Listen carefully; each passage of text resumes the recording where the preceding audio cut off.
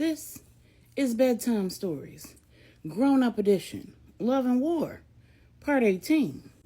When we left off, the Queen Mother found out that there was in fact another potential father for India's baby.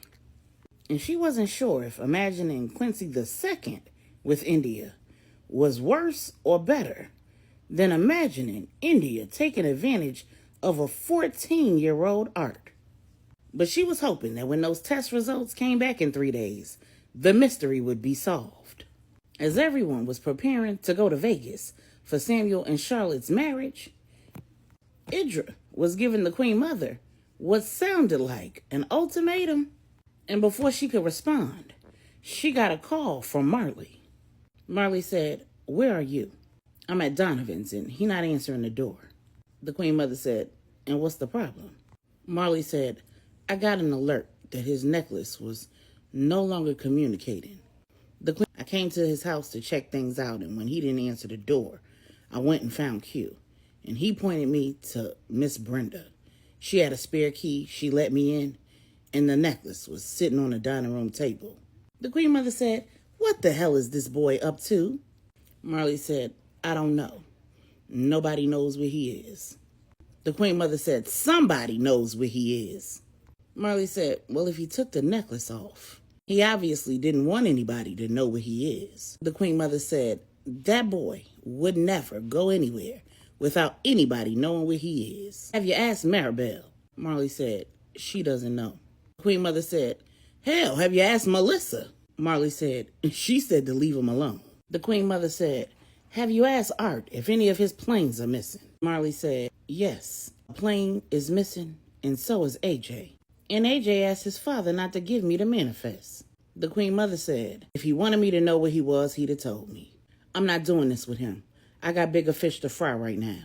And if Melissa said leave him alone, hell, leave him alone." Marley said, "All right." Then the Queen Mother said, "But bring me the necklace." When she turned back to Idris, she said, "No wonder the boy hasn't answered any of my calls or returned them. He done ran off and roped AJ into whatever it is he got going on." Idris said, "He probably looking into that damn Jeff. I know you trust him, but I'm starting not to. And I don't want you alone with him until we figure out what the hell is going on here." The Queen Mother asked, "What you thinking?"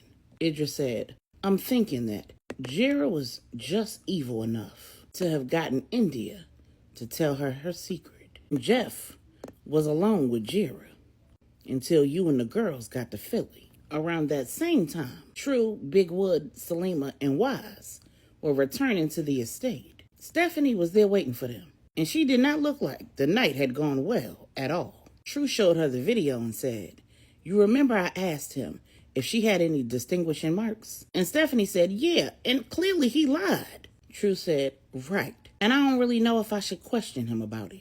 Salima said, 'Why not?' True said, 'Cause I don't want him to know that I got eyes on him.' And Stephanie said, 'Well, how we gonna figure out where that heifer was going?' True said, 'I'm gonna ask him to make her available to me and see what he says.' Then True headed over to Jeff's apartment, and he was packing a bag. True said, 'Where you going?' Jeff asked, 'Am I on house arrest?' 'I'm taking a little trip. I'll be back in time to get those test results.' True said, 'Well, I wanted you to arrange a meeting with your college friend Darlene.' Jeff said, 'No can do. She left town.' True asked, 'Well, where did she go?' 'I don't have a problem catching a flight and having a conversation with her wherever she is.' Jeff said, 'She's going to handle a family problem, but I'll arrange for her to come back and sit down and talk to you when I get back.' True said, 'You don't seem to be trying all that hard to figure out who attacked Maribel, but yet you claim to be in love with her.' Jeff said, 'What are you talking about? Darlene has nothing to do with Maribel's attack. I'm humoring you by agreeing to schedule a meeting. But she don't know all my business. She don't know what's going on with my family, and she don't know nothing about Maribel.' True said, 'Well, what do you think she knows?' Jeff said, 'We've been over this. I told you. She knows that she and I are not an item. She also knows that I'm in love with somebody. She doesn't know who the somebody is. And I know that she's not interested in me.' True said, 'Yet she's sleeping with you.' Jeff said, 'You know something about that. Before you and Big Wood became an item, weren't you sleeping with people that you weren't in relationship with and had no interest in? True said, we not talking about me. We talking about the average woman. And Jeff said, and she isn't the average woman. Otherwise, I wouldn't be sleeping with her off and on, whenever she and I both feel like it. In all the years I've known her, she has never expressed any kind of interest in me at all. We've stayed in contact over the years. We've even lost contact. When we reconnect, we catch up. In that time, she's been with whomever she's been with, and I've been with whomever I've been with. And neither of us asks any questions, because neither of us cares. As a matter of fact, she told me that while she's at home handling business with her family, she plans on connecting with another dude, one who she actually has feelings for. And the only reason why she hooked up with me is because he doesn't know where she stands. But her plan is to make it known to him while she's out of town. Does that sound to you like a woman who needs to attack Maribel so she could be with me? I promise you, if I even thought that she or anybody else that I knew had attacked Maribel, I'd kill them myself. In that moment, True knew that Jeff was still not necessarily to be trusted, but he wasn't lying. He truly had no reason to believe that his friend Darlene had anything to do with Maribel's attack. And since True had no information about Darlene's mental health, she had no reason to believe it anymore either. In Denton, Angela and Regina are finally having a conversation. Angela's trying to convince Regina to go to Vegas for Miss Charlotte's bachelorette party and stay overnight for the wedding the following day. Regina said, best friend, I am not in the mood for a geriatric bachelorette party. What's she gonna have? Somebody grandpa out there stripping? Angela said, you are so silly. I don't know either one of the newlyweds like that. They not gonna miss me. Angela said, well, I'm gonna miss you. And so is everybody else. You know you the life of every party. Regina said, well, I don't feel much like a party or life right now. Angela said, what is going on? Regina said, I can't even talk about it. I'm trying to honor my husband's wishes. He doesn't seem to think that I can, and I'm determined to prove him wrong. Just keep us in your prayers, best friend, and pray that I don't win the battle only to lose the war.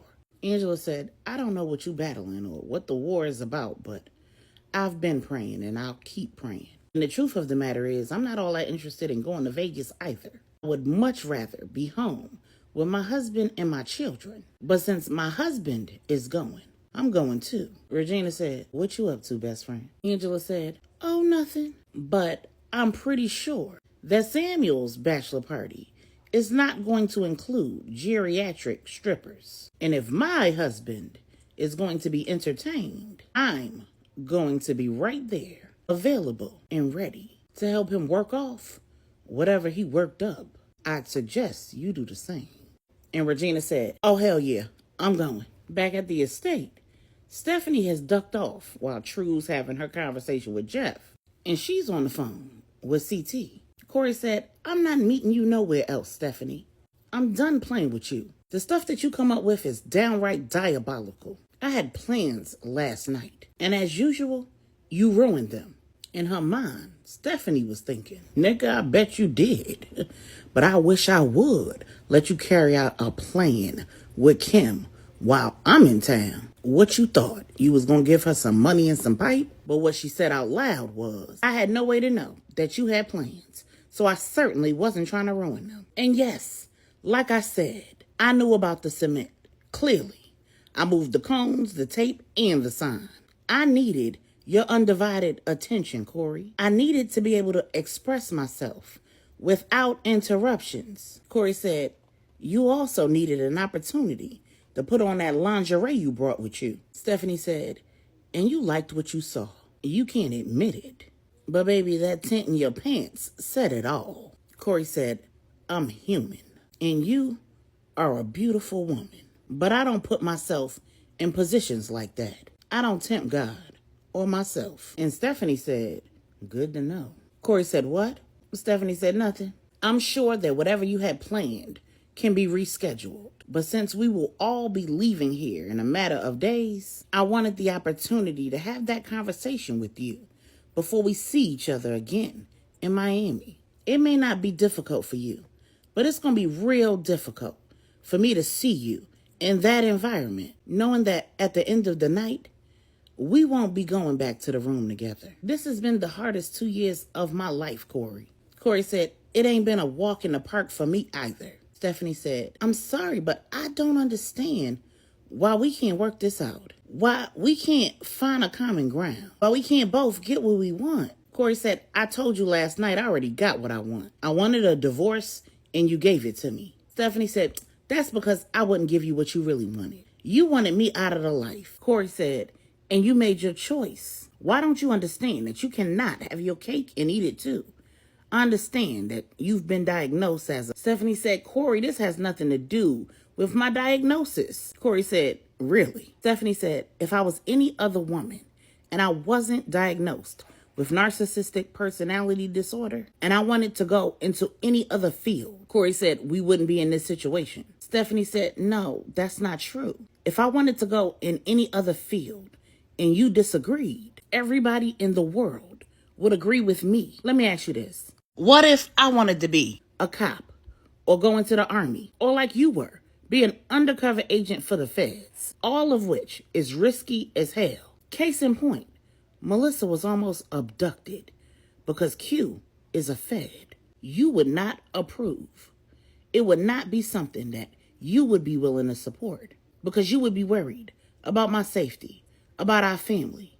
But you wouldn't go to these extremes, though. Everybody that we know wouldn't be backing you up. You wouldn't be talking about having to answer to God. Corey said, yes, I would. Because one thing in your little hypothetical scenario would not change.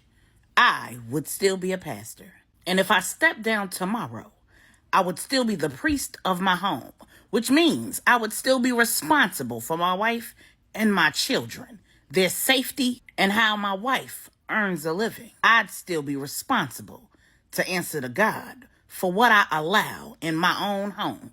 I'd still be the covering, the head, and it would still be on me. I didn't ask you for a divorce because I don't agree with your choice. I asked you for a divorce because when I asked God what to do, he told me to set you free. Stephanie said, and I agreed to the divorce because when I asked him what to do, he told me to set you free. Corey said, what? Stephanie said, yeah, I prayed too, Corey. And I prayed about it.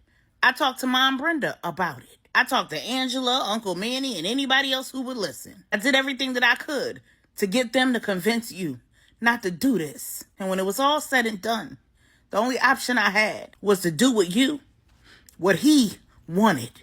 And when the paperwork was signed, my heart was broken. And I couldn't undo the choices that I'd made. But I couldn't stop loving you either. Corey said, the last year or so of our marriage, you didn't act like you loved me. Stephanie said, that's because I didn't. I put up a good front.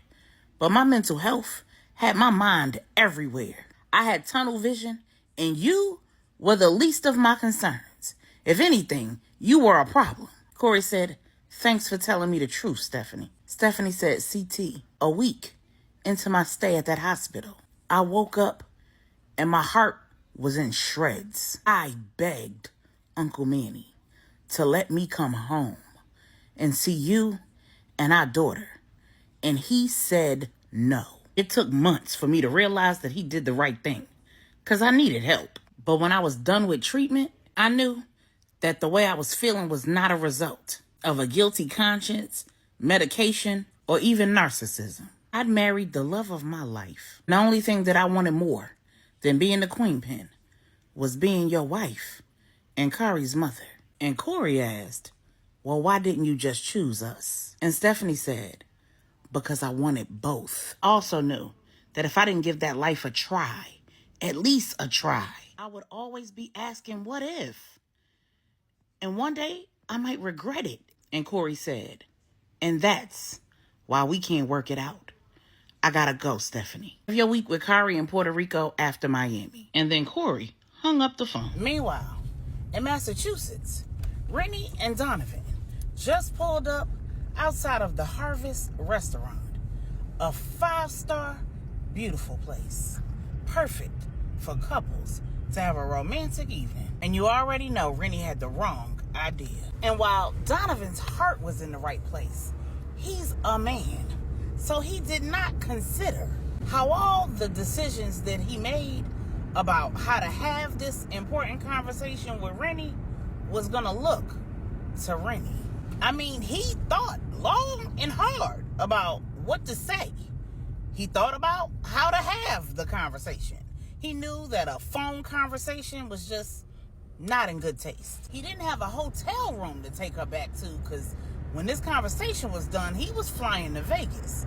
And even if he did, taking her to a hotel was definitely not a good idea. He knew that she was staying in graduate student apartments, so she had her own place and she'd have privacy. But he didn't want to be confined in a small space with Rennie's fine behind. So he thought that the least he could do was show the woman a good time and treat her the way she deserved to be treated, like a lady. Little did he know, Rennie was thinking that Donovan had just bought her this knockout freak of dress and was taking her to one of the most expensive restaurants in Cambridge, because he was getting ready to confess his undying love and take her back to her place or his and screw her brains out. She wasn't picking up on the clues. She didn't catch the fact that he kissed her on the forehead and not the lips. And she heard him when he said he was abstinent. But baby, that went in one ear and out the other one.